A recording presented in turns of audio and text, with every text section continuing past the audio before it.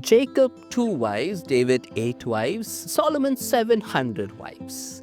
If these prominent figures had multiple wives, why is monogamy practiced today?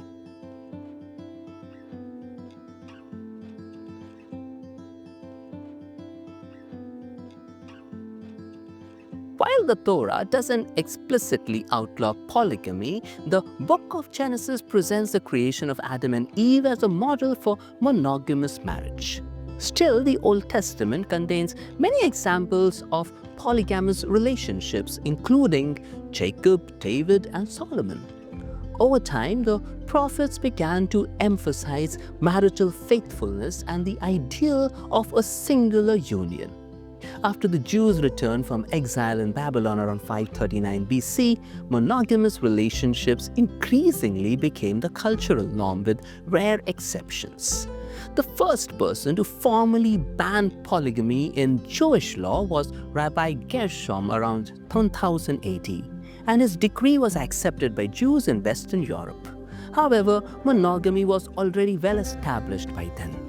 In the New Testament, Jesus refers back to Genesis 2:24, reaffirming the original design of marriage as between one man and one woman. Early Christians also saw marriage as symbolic of the relationship between Christ and his church, a singular, faithful union.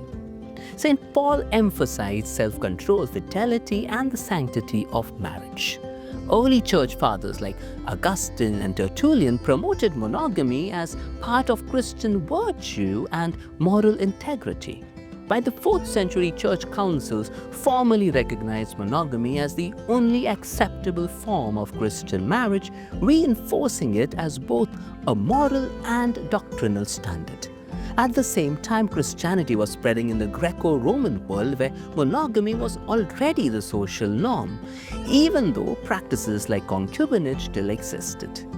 Aligning with monogamy helped distinguish and elevate Christianity within that cultural context. In a world where relationships take many forms, understanding why Christianity upholds monogamy can deepen our appreciation for how faith shapes personal and societal values. What are your thoughts on this topic? Let us know in the comments below.